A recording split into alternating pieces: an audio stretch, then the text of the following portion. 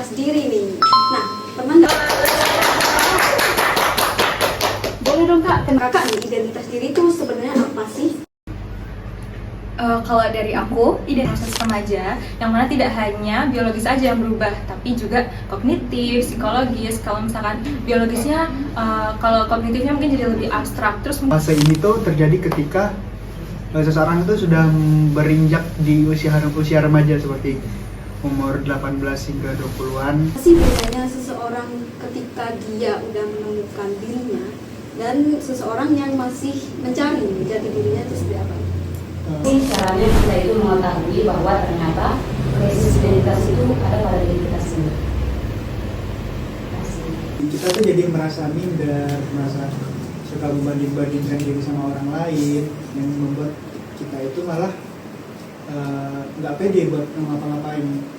Jadi kan misal Assalamualaikum warahmatullahi wabarakatuh. Kembali lagi di Protean Podcast. Nah, hari ini topiknya agak personal nih, Growth Seekers. Tapi topik kali ini justru paling seru dari topik-topik sebelumnya. Nah, kita bakal bahas soal identitas diri nih. Nah, pernah nggak sih kalian Growth Seekers ngerasa bingung banget soal arah karir kalian atau tujuan hidup kalian, atau sampai ngerasa kalian asing sama diri kalian sendiri nih? Nah, ternyata hal-hal tersebut ada istilahnya loh. Dan kita bakal bedah tuntas bareng narasumber kita hari ini. Langsung saja kita kenalan dengan 3 narasumber kita hari ini. Boleh dong kak, kenalan dulu sama Growth Seekers. Kenalin, nama saya Ahmad Lutfidin Habibi, bisa dipanggil Habibi. aku Naura Aferasa, biasa dipanggil Naura. Aku Syifa Hairunisa, bisa dipanggil Syifa. Nah, langsung saja kita ke pertanyaan pertama. Untuk pertanyaan pertama nih, kita kan lagi ngomongin tentang identitas diri nih ya. Nah, menurut kakak-kakak nih, identitas diri itu sebenarnya apa sih?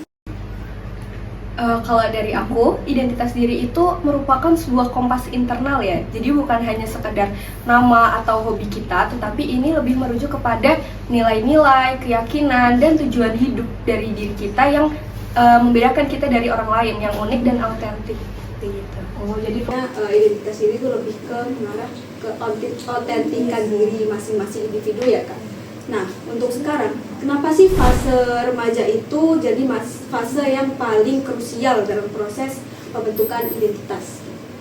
Fase ini tuh krusial karena pada tahap ini perkembangan itu terjadi perubahan kayak gitu, dari kecil ke proses ke dewasa. Itu proses remaja yang mana tidak hanya biologis aja yang berubah, tapi juga kognitif, psikologis. Kalau misalkan biologisnya, kalau kognitifnya mungkin jadi lebih abstrak. Terus mungkin kalau emosionalnya kita mulai terdapat keterikatan romantis misalnya, kemudian mulai meniti ke mana sih kita tuh, future kita tuh kayak gimana kayak gitu. Mungkin bahasa mudahnya lebih ke emosional diri ya kan, kayak hubungan emosional antara diri sendiri gitu ya. Iya, ada emosionalnya juga. Nah, sekarang nih masuk ke teori tentang identity dan role confusion dari Erik Erikson. Mungkin bisa diceritain sedikit tentang apa sih teori identity versus role confusion itu? Mungkin pemahaman saya tentang ini yaitu ketika Erik itu berpendapat tentang identity versus role confusion, dia beranggapan bahwa fase ini tuh terjadi ketika seseorang itu sudah berinjak di usia remaja seperti umur 18 hingga 20-an awal. Nah, fase ini tuh mungkin bisa dibilang krusial lah, karena di mana seseorang itu sedang menggebu-gebunya mencari jati dirinya. Ya, di mana ia mulai banyak temannya, kemudian banyak kegiatan, terus bagaimana dia mungkin yang setelah lulus SMA dia mau kuliah atau mau bekerja. Nah, menurut Erikson, jika seseorang berhasil menguasai fase ini atau mengendalikan dirinya di fase ini, bukan tidak mungkin kedepannya dia itu akan menjadi seorang atau personal yang bisa menentukan jalan hidupnya sendiri tanpa ada pengaruh dari lingkungannya begitu. Berarti lebih ke proses pengendalian Iya, diri. benar. Di umur berapa tadi? Dari umur 17 mungkin, 17 sampai 20 awal. Oh, oke. Nah, apa sih bedanya seseorang ketika dia udah menemukan dirinya dan seseorang yang masih mencari jati dirinya itu seperti apa?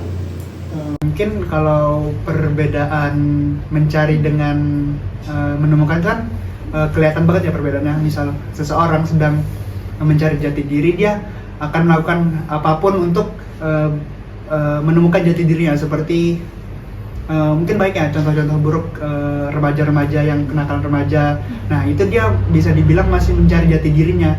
Siapa sih aku nih cocoknya bagaimana gitu.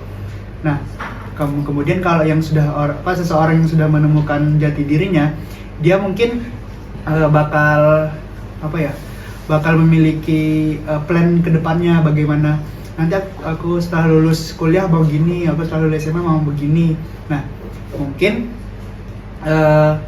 ketika remaja tersebut sudah menemukan jati dirinya, dia itu bakal menjadi seseorang yang memiliki pedoman hidup yang mungkin lurus. Jadi kayak dia tuh nggak bakal terpengaruh oleh lingkungan sekitarnya. Jadi kayak misal biarpun dia di lingkungan yang buruk sekalipun, dia pasti bakal berbeda sendiri jika dia memiliki pedoman yang kuat gitu.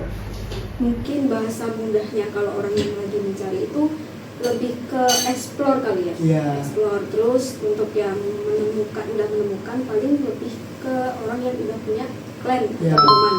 Oke, baik. Nah, selanjutnya mungkin dari pengalaman kakak-kakak nih ya, bentuk krisis identitas yang paling sering muncul di remaja atau anak muda sekarang itu yang seperti apa sih? Untuk mungkin kalau bentuk krisis identitas tuh mungkin di seorang remaja nih, contohnya tuh misal seorang remaja sedang berkuliah. Nah dia tuh ngikutin kegiatan kampus, terus nongkrong dengan teman-teman SMA-nya, kemudian main ke sana ke sini. Nah tetapi dia itu di dalam dirinya tuh masih bingung, aku nih ngapain sih ngelakuin ini semua, apa sih tujuan aku buat ngelakuin ini, nah ada gak sih manfaatnya buat aku. Nah mungkin kalau tanda-tanda tersebut tuh masih ada dalam diri seseorang, jadi itu bisa dibilang bahwa orang tersebut tuh masih bisa dibilang masih krisis identitas, soalnya dia masih bingung dengan situasinya. Nah dia tuh masih bingung bagaimana kok aku ngelakuin ini ya, padahal aku sebenarnya masih nggak cocok di sini. Mungkin bisa dibilang kayak masih diatur sama lingkungannya, labil lah gitu. Jadi lebih ke labil aja ya orang-orang itu sih. Nah selanjutnya banyak nih anak muda yang mungkin bisa disebut hidupnya itu disetir oleh entah ekspektasi orang tua, ekspektasi lingkungan, atau bahkan mungkin sekarang bahasanya kayak standar TikTok. Nah itu ya. Jadi apakah dari ketiga hal tersebut itu termasuk krisis identitas? Nah, izin membantu jawab ya. Nah, untuk pertanyaan itu ada di bagian stage identity for closure nggak salah namanya. Di sini itu identitas kita tuh tidak mengalami proses eksplorasi gitu, atau mungkin ya observasi, tapi kita tuh langsung menganut itu karena contohnya tadi disetir oleh orang tua, sehingga kita kayak kurang adanya pertanyaan terhadap prinsip-prinsip tersebut. Nah, ini tuh wajar dalam proses menuju identitas gitu. Karena memang ada beberapa stage-nya. Seperti dari awal itu kita mungkin di umur 16, 15, 16, 17 itu masih nggak tahu apa sih yang akan terjadi di kehidupan kita, atau prinsip apa sih yang akan kita ambil gitu. Baru dimulai umur 18, 19 ke atas gitu kita mulai mencari. Nah, dari salah satu stage-nya itu adalah identity for closure itu yang mungkin disetir ya, bahasanya mungkin tadi kayak standar TikTok itu disetir oleh orang tua. Itu sebenarnya normal aja karena membantu kita untuk mengarahkan ke masa depan mana yang kemungkinan bisa kita ambil gitu. Tapi tetap harus kita observasi lagi pada diri kita apakah itu cocok begitu. Jadi mungkin lebih ke pinter-pinter kita aja kali ya. Betul. Oke. Nah selanjutnya mungkin gimana sih, tadi kan udah ada namanya standar TikToknya. Nah dari media sosial tersebut apakah lebih memperparah kebingungan identitas? Terus apakah personal branding itu juga bisa menjadi suatu jebakan gitu? Kalau dari media sosial ini sebenarnya banyak membantu kita untuk lebih aware terhadap validasi orang lain, kemudian bagaimana kita terlihat pada pandangan orang lain. Tapi jebakannya media sosial ini seringkali memaksa kita untuk membangun social branding yang sempurna. Jadi kayak kita itu berlomba-lomba untuk memikirkan bagaimana sih kita dipandangkan orang lain dibandingkan dengan siapa sih diri kita sebenarnya. Jadi media sosial itu membuat kita menjadi orang lain. Betul. Kalau di lagu yang zaman sekarang tuh paling lagunya NPD, tau gak? Iya. Nah itu sempurnanya aku, jadi mungkin personal branding lebih ke menyempurnakan diri yang paling mungkin jadi kita kayak ngerasa itu bukan kita banget gitu ya. Nah ini ada nggak sih tanda-tanda seseorang sedang mengalami krisis identitas? Terus apa sih yang perlu diwaspadai ketika kita itu mulai mengalami krisis identitas? Mungkin kalau tanda-tandanya tuh, tanda-tanda besarnya mungkin kayak misal orang itu masih suka membandingkan diri dengan orang lain, terus masih masih suka minder. Nah itu kan secara tidak langsung bisa mempengaruhi confidence kita kalau mau bersosialisasi kan. Misal kita mau misal mau maju di kelas, misal mau presentasi kan. Nah kita nih nggak pede, dia lebih bagus, aku nggak bisa deh kayak gitu. Nah itu kan justru membuat kita stuck ya, kita nggak bisa berkembang ya, kayak insecure gitu kan. Nah itu justru malah jadi bumerang ke kita. Kita tuh lebih susah buat berkembang kalau masih ada rasa minder, kemudian suka membandingkan diri dengan orang lain. Daripada kita membandingkan diri dengan orang lain, mungkin kita bisa mengambil atau mencontoh sifat-sifat yang baik dari orang lain, kayak orang ini kayak gini, aku mau juga deh supaya aku jadi lebih baik gitu. Oke, izin mau nambahin juga. Aku ingat juga kalau misalkan salah satu karakteristiknya juga kita tuh pakai banyak persona gitu. Jadi mungkin ketika kita di keluarga itu menggunakan persona seperti ini, terus di circle yang ini jadi persona seperti ini. Persona itu seperti kayak masker gitu ya. Jadi kayak misalkan topeng ketika kita bersama teman-teman kita menjadi mungkin orang yang ceria, sangat ceria gitu. Tapi kalau ketika sama orang tua atau keluarga kita jadi pakai yang topeng yang introvert. Nah itu kalau misalkan kita masih banyak pakai persona kayak gitu, itu juga salah satu karakteristik yang mana mungkin agak menghambat gitu ya. Masuk ke munafik ya? Mungkin karena ini masih proses eksplorasi ya, jadi kayak ya namanya remaja itu memang kalau menurut Erik Erikson, remaja itu memang labil dan memang masa-masanya eksplorasi. Jadi kayak kita menggunakan mencoba banyak style, itu memang proses yang wajar ya gitu. Jadi kalau misalnya dibilang munafik mungkin, tapi kayak memang prosesnya memposisikan diri mungkin. Betul. Oke, baik. Nah selanjutnya, apakah aman nggak sih kalau seseorang itu belum tahu mau jadi apa kita nantinya di usia remaja atau mungkin di awal umur 20-an? Sebenarnya ini merupakan suatu proses ya, maksudnya aman banget kalau remaja itu belum menemukan identitas dirinya, karena banyak remaja yang mungkin mereka masih fokus pada perkembangan karirnya, perkembangan hubungannya, kemudian masih mencari nilai-nilai kehidupan dia yang sebenarnya itu gimana. Jadi sebenarnya identitas diri itu bukan berakhir di remaja, tetapi masih di masa remaja ini masih menjadi proses, karena identitas diri itu bisa terbentuk seiring kita kayak lifespan lah, maksudnya dia nggak langsung bisa terbentuk pada masa remaja, tapi ini berkepanjangan, berkembang. Iya. Nah selanjutnya nih mungkin ada nggak sih langkah pertama atau tips mungkin dari pengalaman kakak-kakak yang bisa dilakukan oleh individu yang mungkin dirinya tuh merasa kayak nggak kenal sama dirinya sendiri? Nah sebenarnya untuk langkahnya itu mungkin dari saya kayak self awareness, tapi bisa juga kayak ganti jadi kayak self exploration ya, karena kan ketika kita mengeksplor, kita jadi observasi juga sama diri kita sendiri. Apa sih sebenarnya kita suka? Nah caranya tuh gimana? Kalau misalkan dari saya pribadi itu journaling itu sebenarnya sangat membantu. Tapi di sini kan mungkin orang mikir journaling itu mungkin kayak nulis diary ya. Sebenarnya diary dan journaling itu mungkin diary itu termasuk journaling, tapi diary itu lebih kayak menceritakan tentang apa sih yang terjadi hari ini. Sedangkan kalau journaling itu kita kadang tuh terfokus pada apa yang kita suka, apa yang kita tidak suka, hal-hal apa yang mengganggu kita itu dan lain-lain ya. Itu tuh membantu kita untuk lebih tahu tentang diri kita sendiri itu sebenarnya mau apa. Dan selain itu coba pengalaman baru.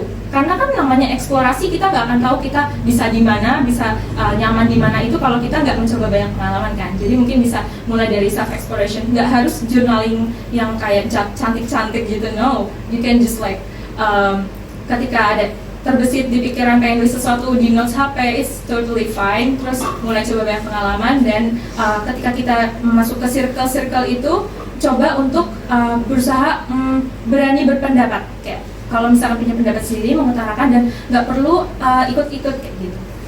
Jadi kalau misal aku nulis kayak Dear Diary, hari ini aku sedih banget nih. Jadi nggak apa-apa ya kalau Sebenarnya nggak masalah, tapi mungkin kalau di sini lebih kayak yang spesifik supaya kita tahu kelemahan kita, mungkin kayak sukanya apa, nggak sukanya apa. ada nggak sih kayak cara membedakan antara nih nilai yang beneran kita pegang versus nilai yang mungkin kita adopt dari tekanan lingkungan? Mungkin kalau dari aku ya, kita bisa menggunakan uji kesendirian, dimana ketika nggak ada yang lihat, nggak ada yang mendengar, apakah nilai itu tuh tetap kita terapkan. Jadi kalau misalkan kita tetap melakukan itu tanpa ada orang lain yang melihat atau mendengar, itu berarti pure nilai dari dalam diri kita sendiri. Sedangkan kalau yang misalkan diadopsi dari lingkungan kita, itu kita bakal melakukan itu kalau misalkan ada ditonton oleh orang lain, kayak walaupun aku merasa nggak nyaman dalam melakukan itu, tapi ada orang lain yang lihat, jadi aku terpaksa harus melakukan hal tersebut. Lebih ke merenung kan? Merenung? Atau bukan? Kayak kalau gini, kalau misalkan prinsip yang dipegang sendiri itu kayak kita tuh percaya kalau misalkan prinsip itu tuh memang berpengaruh di kita, dan kita akan melakukan itu tanpa orang lihat kayak gitu. Dan misalkan aku percaya sama jujur, aku akan jujur meskipun tidak ada orang, karena menurut aku jujur itu memang bagus kayak gitu. Nah untuk kalau misalkan karena apa tadi? Adopsi dari lingkungan itu karena kita ikut-ikut aja, karena kayak nggak tahu substansinya, esensinya apa, terus kita ikut-ikut. Makanya kalau tadi contohnya Naura itu ketika ada orang dan nggak ada orang tuh seperti apa, apakah akan melakukan menganut prinsip itu atau enggak gitu kan. Nah, ada nggak sih kebiasaan kecil sehari-hari yang bisa bantu proses pencarian identitas jadi lebih nggak toksik atau lebih sehat gitu? Kebiasaan kecil kalau misalkan dikaitin sama tadi kayak first step, langkah awal untuk mencari identitas itu mungkin bisa kayak yang tadi ya, nulis jurnal. Kalau itu dari aku sendiri kayak gitu, kalau dari teman-teman mungkin apa ya, harus kita lebih bisa memahami situasi mungkin kayak misal kita lagi di lingkungan seperti itu, mungkin kita harus bertindak seperti gimana. Jadi kayak mungkin biar kita tuh merasa tindakan kita tuh nggak melenceng gitu, kayak kita tuh nggak berbeda dari mana gitu. Gitu. Kalau kayaknya mungkin ada? Ya sama sih kayak Cipu, sama kayak kita harus mengenal diri kita lebih dalam, terus juga biar nggak terhanyut pada lingkungan yang sedang kita bijaki ya. Maksudnya kayak aku harus teguh pada prinsip aku, jadi aku harus tahu apa sih yang aku suka, yang aku nggak suka. Jadi kayak kita nggak ngelakuin itu tuh nggak sesuai dengan tuntutan dari orang lain gitu. Nah, kalau dari aku nih, kita kan udah bahas soal identitas diri sampai krisis identitas itu sendiri. Ada nggak sih kunci agar anak muda itu bisa membangun identitas yang kuat tapi tetap fleksibel gitu untuk bertumbuh? Mungkin kalau pertanyaan itu gimana supaya tetap kuat tapi fleksibel ya, otomatis kita harus kuat dulu dong memegang keyakinan kita, karena kan identitas itu nggak cuma tentang apa yang terlihat, tapi kayak misalkan tadi kita sebutin prinsip-prinsip terus tuh ya kan, mungkin ya prinsip, tapi juga sebenarnya karir itu tuh juga masuk ke dalam identitas. Jadi kayak masa depan kita tuh akan seperti apa, itu memang masa remaja itu menuntun kayak pengalaman kita yang kita dapetin sekarang itu akan membentuk kita masa depan kayak gitu. Nah, supaya kuat itu berarti kita harus membangun itu supaya nggak goyah kayak yang udah kita diskusiin ini, tapi juga fleksibelnya gimana? Kita tetap terbuka terhadap orang lain. Tapi gimana caranya dengan terbuka itu kita tetap pada prinsip lagi, pada prinsip kita lagi. Jadi kayak gimana caranya fleksibel dan kuat ya kayak gitu. Membangun fondasi, Betul. kan? Membangun fondasi biar kita lebih mungkin percaya diri, lebih ke mencari gimana kita minatnya di masa depan itu seperti apa gitu. Nah, sebelum kita wrap up nih ya, ada nggak sih Kak pesan-pesan buat anak-anak muda yang mungkin mulai umur 17 sampai 20 tahun, mungkin mereka lagi ngerasa capek nih ya, atau nggak yakin apakah dia tuh bisa ketemu dengan jawaban atas kebingungan mereka. Nah, menuju ke krisis identitas tadi ya, ada nggak sih pesan-pesan untuk teman-teman Growth. Mungkin kalau dari aku, kita itu jangan sampai takut buat mengeksplorasi dunia ini, jangan takut buat jangan sampai minder, jangan sampai kita tuh justru malah mundur sebelum kita mau maju. Kayak misal kita mau bersosial, nah kita tuh jangan justru minder kayak mereka kayaknya nggak mau deh temenan sama aku. Nah itu tuh justru malah yang membuat kita itu bingung sama diri kita. Mungkin kita tuh harus dari diri kita mungkin harus memiliki prinsip atau pedoman pada diri kita. Kalau aku punya teman yang seperti ini, mungkin aku harus seperti ini gitu.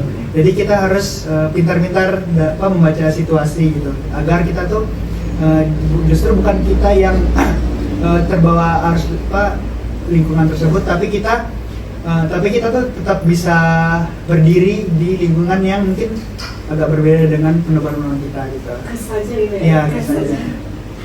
Karena mungkin ada. Kalau aku, mungkin buat kalian yang masih bingung atau masih merasa kalau kalian masih belum menemukan identitas diri kalian, itu nggak apa-apa, kalau itu masih normal banget di masa ini, karena identitas itu kan masih berlangsung ya seumur hidup kalian. Jadi just be yourself aja, jangan ikutan orang lain. Jadi kayak hanya kamu yang hidup sama kamu selamanya. Jadi nggak usah pikirin pendapat orang lain tentang kamu. Jadi udah take your time. Jadi kamu fokus pada pengembangan diri kamu, jangan dengerin apa kata-kata orang lain.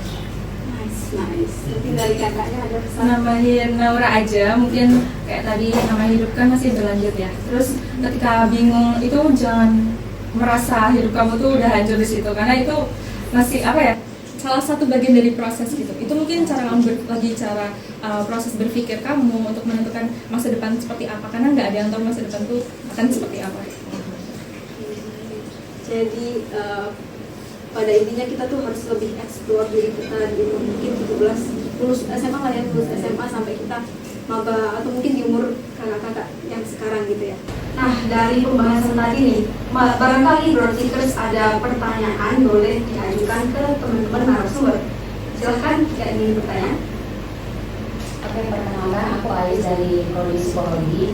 Di sini aku mau nanya nih, gimana sih caranya kita itu mengetahui bahwa ternyata krisis identitas itu ada pada diri kita sendiri? Nah, tadi pertanyaannya gimana sih kita mengetahui diri kita tuh memiliki krisis identitas, betul ya? Mungkin ada pertanyaan kedua dari teman-teman Growth Seekers. Ya, silakan. Perkenalkan, saya Rahel. Saya ingin bertanya mengenai cara kita melihat adanya krisis identitas itu ada pada diri kita tuh, kita lihatnya dari aspek mana? Nah, jadi pertanyaan tadi dari Kak Rahel ya, benar. Gimana sih caranya kita bisa melihat krisis identitas itu dari segi aspek yang mana gitu, benar? Nah, mungkin ada lagi pertanyaan ketiga dari teman-teman. Nah, silakan.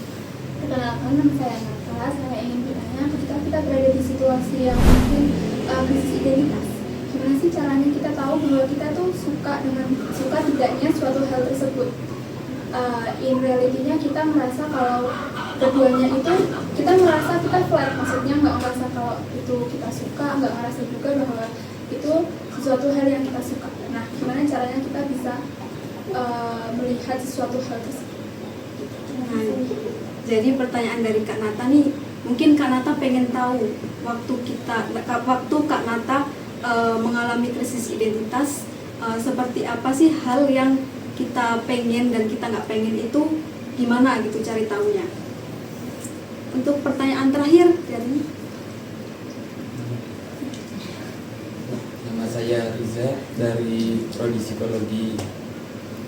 Saya ingin bertanya, apakah krisis identitas dapat mempengaruhi identitas sosialnya? Kurang lebih seperti itu. Jadi pertanyaan dari Kak Riza ini, apakah krisis identitas itu bisa mempengaruhi krisis identitas sosial gitu ya Kak? Iya. Nah, berikan contohnya juga nih Kak. Nah, sekarang udah ada 4 pertanyaan nih dari Growth Seekers. Ada dari Kak Ais, ada dari Kak Rasel, Kak Nata, dan juga Kak Riza. Untuk pertanyaan pertama dari Kak Ais, gimana sih Kak cara kita tahu krisis identitas itu ada pada diri kita? Mungkin sudah seperti yang kami mention di awal tadi itu, kita tuh jadi merasa minder, merasa suka membanding-bandingkan diri sama orang lain, yang membuat kita itu malah nggak pede buat ngapa-ngapain. Jadi kan misal ketika kita mau melakukan sesuatu, justru kita malah aku nggak bisa deh kayaknya. Jadi kayak kita merasa diri kita ini tuh nggak cocok buat ngelakuin hal tersebut gitu. Oh, jadi lebih ke mungkin ciri-cirinya kita tuh minder, Iya. nggak percaya diri juga, terus mundur dulu sebelum kita mencoba gitu ya Kak. Gitu. Oke, mungkin ada nggak sih ciri-ciri lain dari yang udah kita bicarakan? Comparing mungkin ya, comparing sama orang lain. Membanding-bandingkan gitu ya. Oke, mungkin lanjut ke pertanyaan kedua dari Kak Rachel. Apa sih krisis identitas itu dilihat dari aspek yang mana saja? Kalau mungkin krisis identitas itu aspeknya bukan dilihat secara material ya, kepemilikan barang, tapi dia ini lebih dilihat dari psikologis internalnya dia.